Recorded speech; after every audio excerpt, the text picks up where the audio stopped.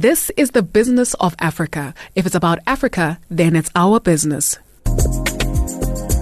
Aspiration 4 of the African Union's Agenda 2063, which is said to be the continent's blueprint and master plan for transforming Africa into the global powerhouse of the future, aspires for a peaceful and secure Africa. However, we sit in 2025 with over a dozen countries deep in the throes of conflict, and in many of these countries, it's business as usual. Or is it unusual? You'll get to decide after this conversation as we seek to understand if there is a link between conflict and economic growth or regression.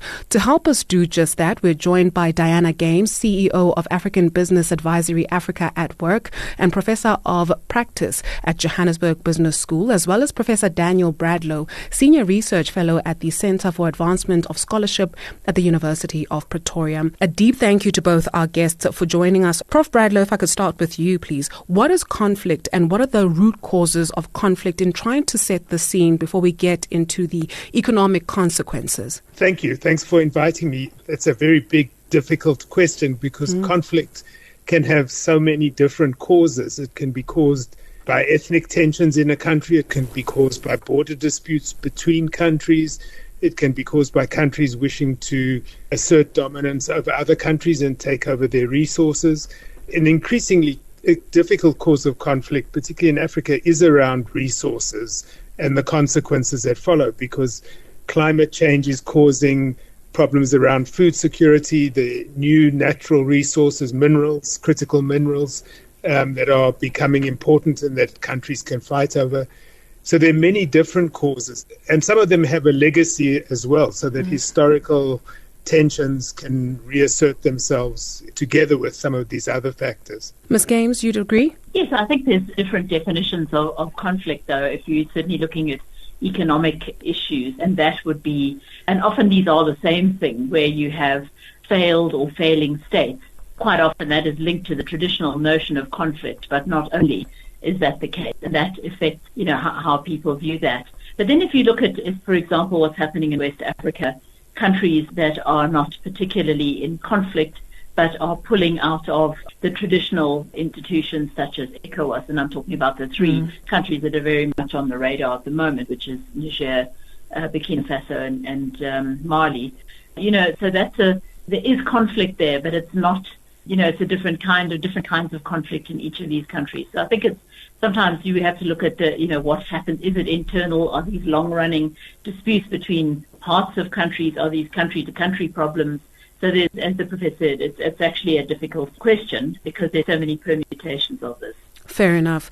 Prof. Bradlow, maybe for the purpose of this discussion, let's take a look at armed conflict, which as a result sometimes leads to people being displaced. Ms. Games speaks of failed or failing states at times being responsible for conflict.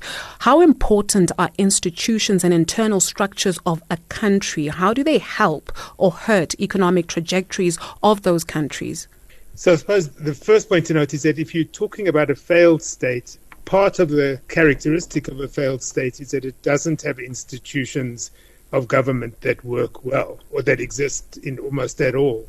So, but having institutions of government, so having strong policy-making procedures, capacity to implement policy is an important part of a state being able to function and to develop.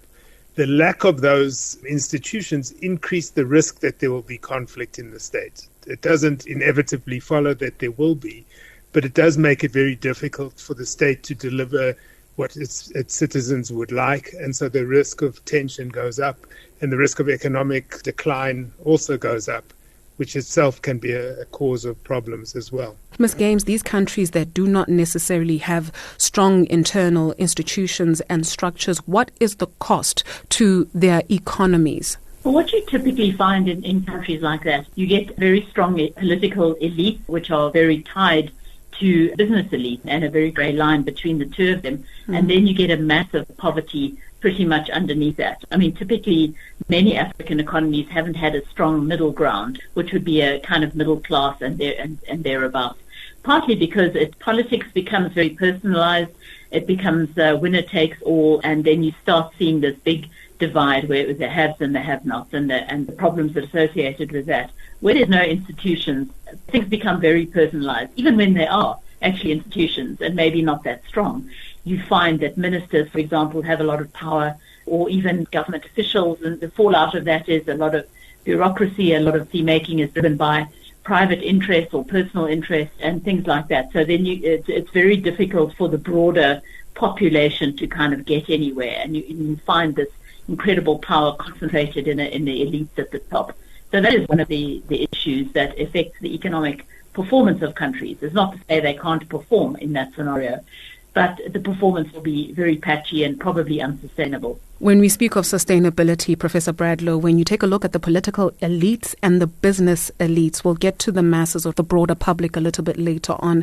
How is it, some people ask themselves, that in some countries you have conflict, yet you have businesses that are able to operate and thrive? You may not necessarily have a road that leads from the airport, and this is an extreme example and maybe doesn't even exist, but you never know. There's no road from the airport, for instance, to the hotel you were going to, or the road is patchy, but there is a perfectly tarred road from the hotel of where people do business to a mine where they operate. And so how is it that some businesses are able to operate?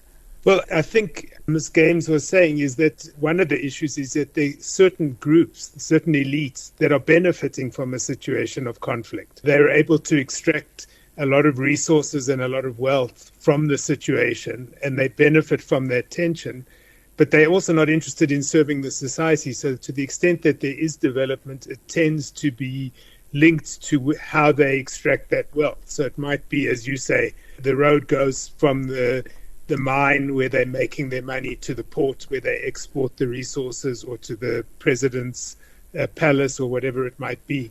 But it's because they focused only on serving their own particular interests that they're able to extract that wealth. And in every country there is wealth, so there's a fair amount that can be extracted by people who are unscrupulous in their approach to that. I think we should add also that this is not new. This was what happened during colonialism as well.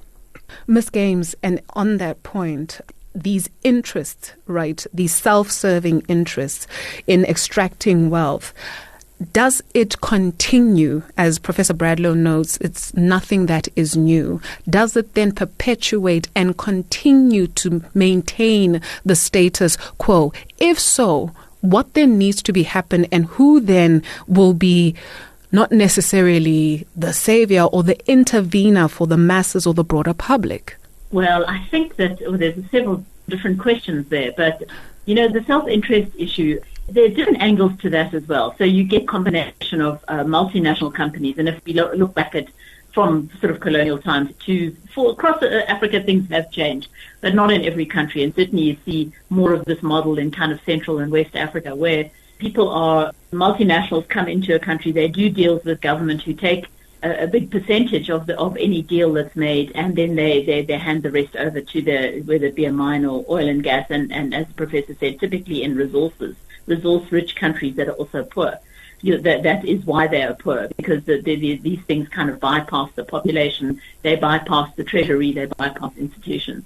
So, and those deals used to be done in a very opaque way, and that's where a lot of this grand corruption that you've seen in countries like Nigeria, Angola, both big oil producers, for example, and DRC, etc., come from that kind of structure. What you have seen in America, a lot of those were in the resources sector were Americans, for example, and Europeans.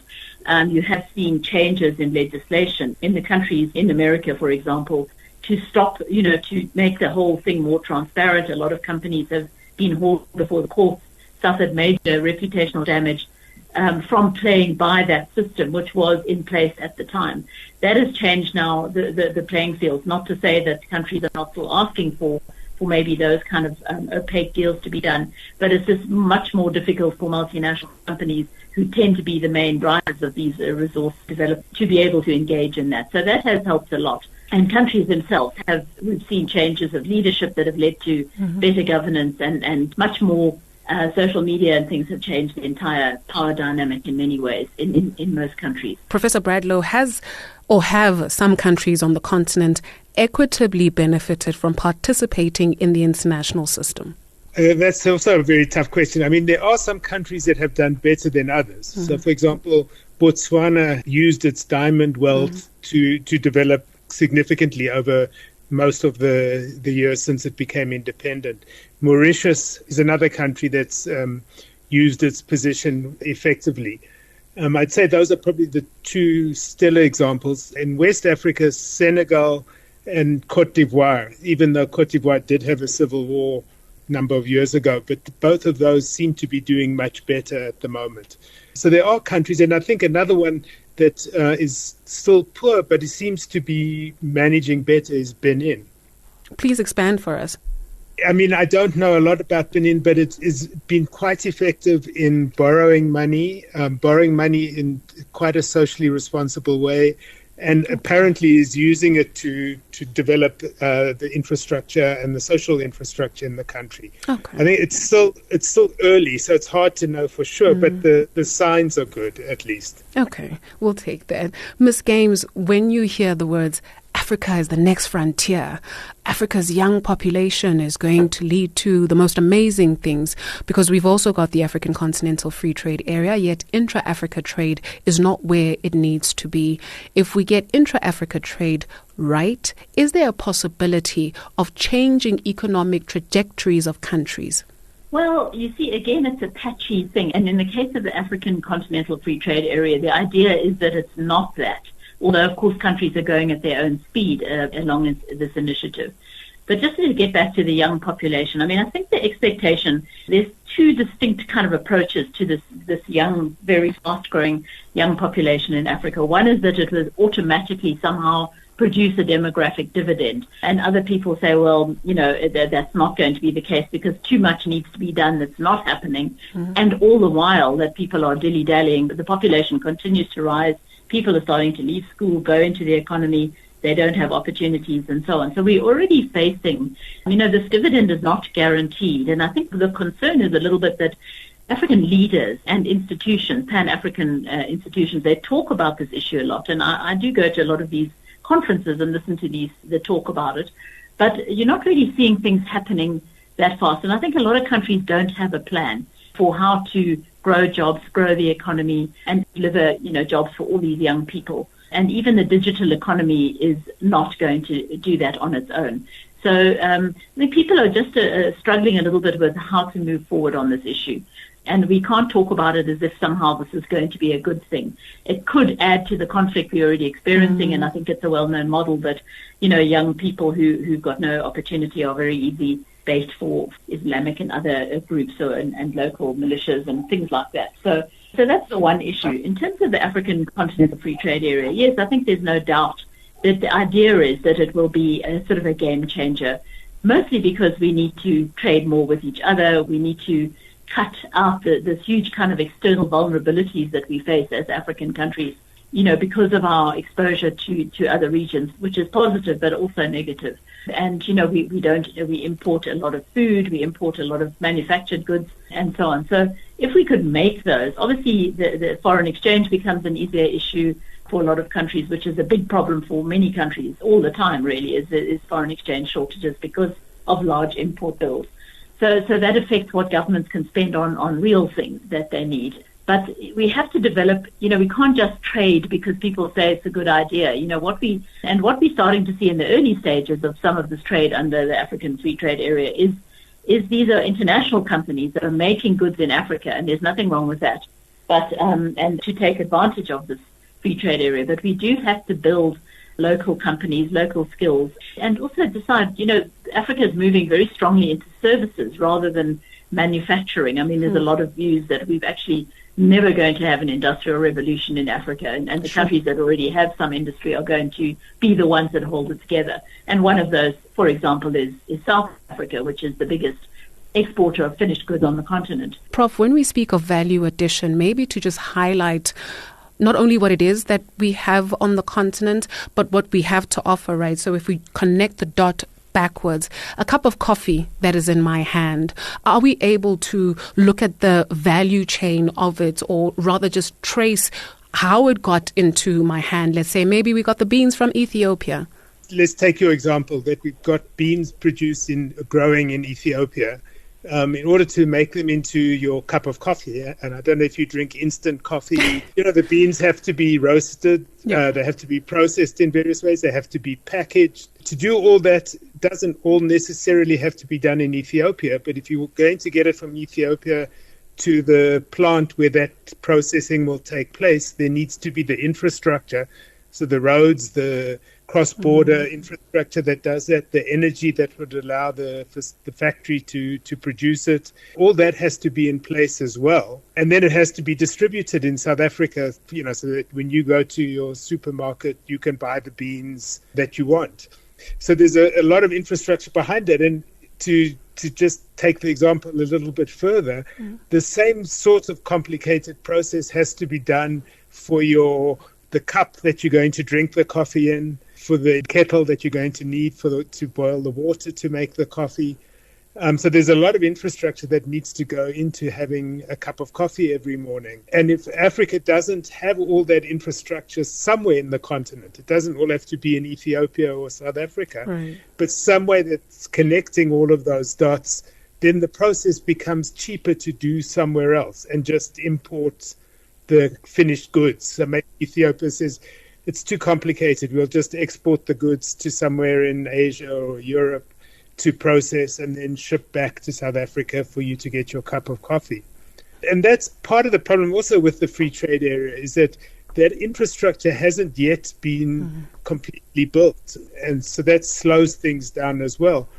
And just to add to that, to go back to the institutional question you raised, one of the big problems is, can the person who wants to come and sell you the goods actually get the visa to come to South Africa when they need to sell you the goods?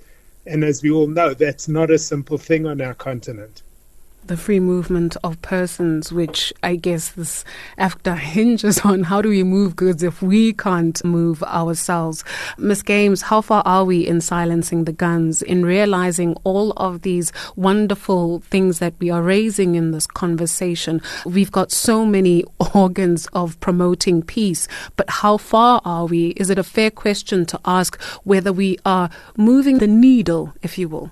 Well, look, I'm not an expert in the Silencing the Guns program. I'm more focused on the sort of business side of things. But I think it's fair to say the African Union has not been a stellar organization. It hasn't served Africa particularly well. I think it's kind of, as a result, it's kind of lost its voice. And we see that as the example I mentioned earlier with these three countries. The whole idea was that if there was a coup, then a country would be suspended from the African Union and whatever went with that. And in the case of Mali, Burkina Faso and Niger, we not only saw the African Union suspending them, we also saw ECOWAS pushing back. And for example, Nigeria, which is a country on which certainly Niger is very dependent, also trying to flex its muscle. And what happened was these countries simply ignored that, shut their borders, and took quite a lot of short-term pain to make sure they could continue with this quest to have a new style of government in these countries, despite it being from the result of a military coup. I think, and then we saw what happened in Ethiopia. There was quite a long-running war going on there, and there's other bits and pieces of conflict around the continent. And I just feel that the African Union it kind of tries to do the right thing, but it's lost its effectiveness by being so ineffective for so many years. That's a personal opinion. Prof, is it really possible, maybe not possible, but is it necessary for Africa to be united, quote unquote? Because you hear that a lot, right? Africa united, and it's been so many years, it's been so many centuries. Is it possible for Africa to be united, or can we just each house get in order first, and whatever that looks like? I'm not even sure if I'm articulating this properly, but there's always a notion of Africa being united. But if we're talking about it so much and it still hasn't happened, we're in 2025, it boggles the mind. So is that something that is really necessarily, is it something that's possible, Prof? So a few things, I guess, in response to that. One is on the issue of the conflict and the African Union, which I agree has not been very successful in resolving conflict. I think we also have to acknowledge that the external actors who benefit from the conflicts and who get engaged in the conflicts and often make them much worse. I mean, if you think of Sudan, there are a number of countries. Russia's involved there, the UAE is involved there, Turkey, I think, has some interest there. So there are a broad range of countries who have their own reason for wanting to keep the conflict going, or at least keep it going until their side wins in a definitive way. And Africa is going to have to work out some way of stopping that. It's not very easy. On your bigger question of can some sort of Pan-African unity actually be brought to Africa, I must admit, when I travel around the continent, I'm always struck at how different parts of the continent are from each other. And it's more than 1 billion people we're talking about. And thinking that they all have sufficient interests in common to form some sort of united one country seems to me not very realistic. And I think it's a goal maybe that's a step too far. We don't really need to get that far. We just need to be able to work out ways to cooperate and work together so that everybody benefits. I mean, we have been saddled with the legacies of colonialism, which created such unnatural boundaries between countries. But if we begin undoing that, and the African Union has been explicit about saying we can't afford to undo that, because once we start, who knows where that process ends. And it could lead to a lot of conflict in the meanwhile. So at this point, I think many countries, have decades of experience as independent countries, and people do have a sense of national consciousness about where they come from. And so we can build on that. I guess as we close the conversation, the question of the day, is there a link, Ms. Games, between conflict and the economy, or conflict and GDP? In terms of conflict and GDP, the thing is that conflict doesn't in itself eradicate business. What it does is, because companies tend to not view conflict and non-conflict states. Of course, it does have an impact in it, but it falls under a broader category which companies regard as much more important, and that is the definition of risk and reward. That tends to be the dynamic that drives investment into conflict countries, and these investments can be considerable and tend to be mostly resource linked or linked to in some way to that supply chain. So that is problematic because you don't get the feeder effect through the economy. But because some of these countries are very small, a couple of big deals can change the whole dynamic on paper. When you talk about GDP and so on, it doesn't always reflect the other measures of an economy that would give a more accurate picture. So, as I say, one big deal in a country, even in South Africa, which is a large economy, one or two big investments can change an annual picture of the economy. So they're certainly not mutually exclusive, but it is a risk-reward factor. And, of course, it is difficult for companies to make more profit because in a conflict situation or even post-conflict, there's a lot of cost involved. Infrastructure doesn't work. You've got to move. Logistics is problematic. Getting stuff in and out, a lot of things have to be flown in, which is far more expensive than shipping them and so on. So there are a lot of issues that companies have to consider. So the end result has to be something that really works well for them, and the demand has to be high. Professor Bradlow, the same question to you, please. Is there a link between conflict and the economy or GDP? So I think the link is not simple. It's complicated. If you look, for example, at a country like Russia, fighting the war in Ukraine at the moment, its economy has not actually been shrinking. So the link is not necessarily a negative one, but it's not necessarily sustainable, because even though the economy might be growing, it's become a much more war-based economy. So much more resources have been shifted to the military, and that's not necessarily a good thing. The other thing, when you think about this issue, is to remember that it's becoming increasingly clear that GDP is not necessarily a good measure of how well an economy is doing in terms of delivering welfare for its people. And so you can have economies that are growing, presumably or ostensibly quite well, where the people are still not doing much better, because most of the wealth is going to the people at the top, or it's being used on for activities which are not in the interests of most of the people, and it's not producing the infrastructure, and both the hard infrastructure and the social infrastructure that the country actually needs to keep growing sustainably and to create opportunities. And for our continent, which is such a young continent, The key issue is how do we create jobs, particularly for young people? And conflict can be a problem in terms of creating those jobs, but it could also be a consequence of those people not getting jobs. And so I think we have to think about both sides of the equation. Fair enough.